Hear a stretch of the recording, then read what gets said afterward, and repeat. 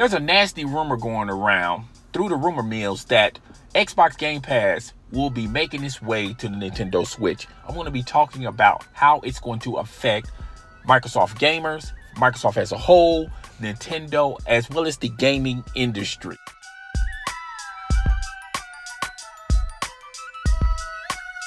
Rumors seem to suggest that Microsoft and Nintendo has quote-unquote brokered a deal to allow Xbox Game Pass to be featured and utilized not only on the Nintendo Switch, but future consoles coming from the Nintendo company. Now, neither Microsoft nor Nintendo, representatives from both sides of these companies, has came out to either confirm nor deny this rumor, okay?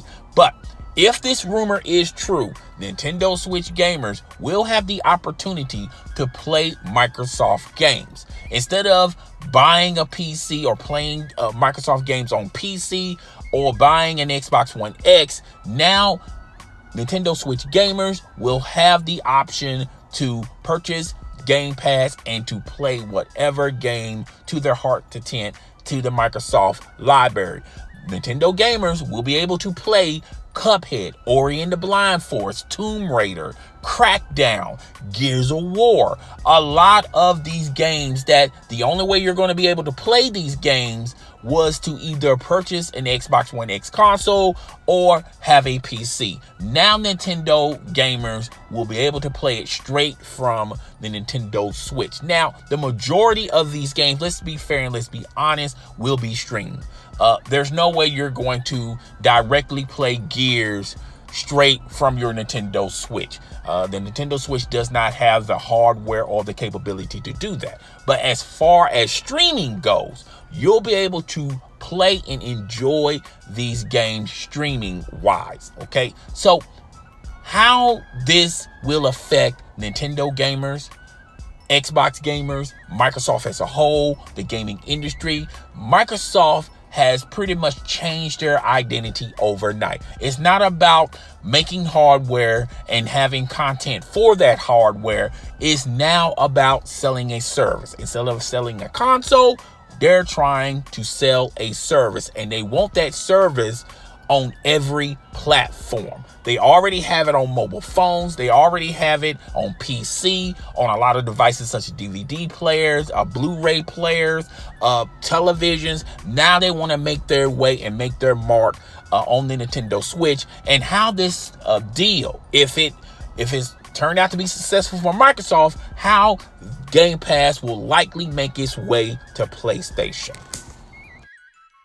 Let's talk about how this deal is going to affect Microsoft, the company, and the Xbox One console, as well as future consoles coming from Microsoft. I feel like this supposed deal is going to have an effect positively for Microsoft, the company, but it's going to dilute, and it's also going to give even more reasons why you shouldn't buy an Xbox One X console, as well as any other future consoles coming from Microsoft. Microsoft sees the writing on the wall. You know, insanity is like doing the same thing over and over and over and over, expecting a different result.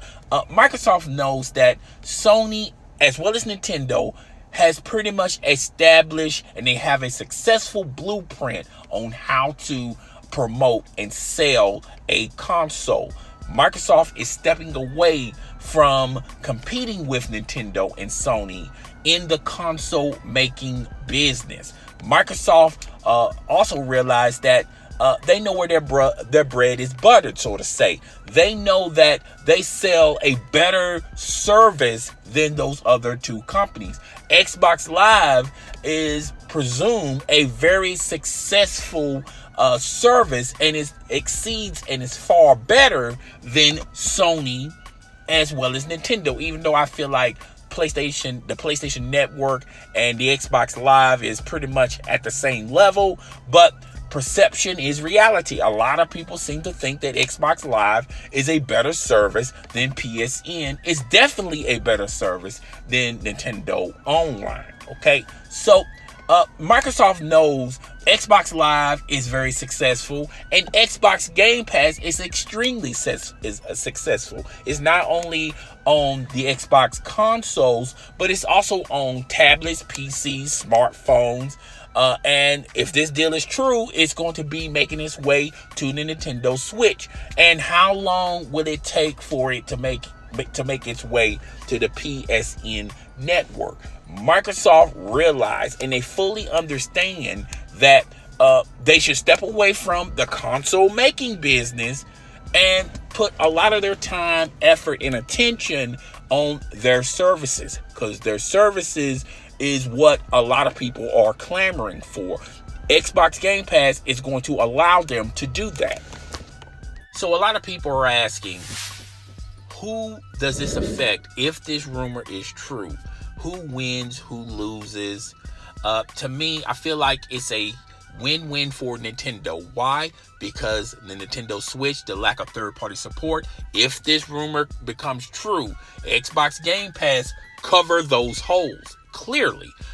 It's also a win for Nintendo from this perspective for future consoles that are the successor of the Nintendo Switch. So Nintendo is a win-win for Nintendo. It's a win, a huge win for Microsoft. And when you talk about the future of Microsoft, since they want to captivate all gamers through all perspectives. They already got the PC market, the tablets, the Xbox Game Pass is on tablets, it's on smartphones, so they already established and captivated that audience. If this rumor is true, now you have the Nintendo crowd, the Nintendo audience that you're going to captivate. And that just adds to the resume of Xbox Game Pass. And eventually, later on down the road, I can see a scenario where Xbox Game Pass makes its way to the PlayStation. PlayStation, when you talk about Sony, and they see how successful Xbox Game Pass is, and the demand for Xbox Game Pass to be established on PlayStation consoles, when you got that type of audience, plus the success of Game Pass, the Sony is going to have no choice but to recommend Xbox Game Pass, and you might possibly see it in a PlayStation console, okay?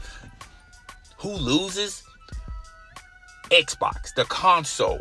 The Xbox console is just one more reason not to even purchase an Xbox console, okay? Because you can play Xbox games on PC, tablet, smartphones. If this rumor is true, the Nintendo Switch successor, possibly down the road PlayStation, it's one more reason not to even think about purchasing an Xbox console. And to be fair and to be completely honest, this is Phil's dream. Eventually, Phil has a scenario where he wants all gamers to enjoy the services of not only Xbox Live but Xbox Game Pass. Xbox Live is already free for the PC market, for the mobile phone market. It's going to be free for Nintendo Switch, and possibly down the road it's going to be free for PlayStation. Xbox Game Pass is a service that's separate from Xbox Live, where you'll have to pay a monthly fee of $10 if you want to try and play these games out. So it's a win for Nintendo, a huge win for Nintendo, a win for Microsoft. It's a loss for the Xbox console, because that's another reason why you shouldn't purchase an Xbox console. And it's a huge win for Phil. Finally, Microsoft can get away.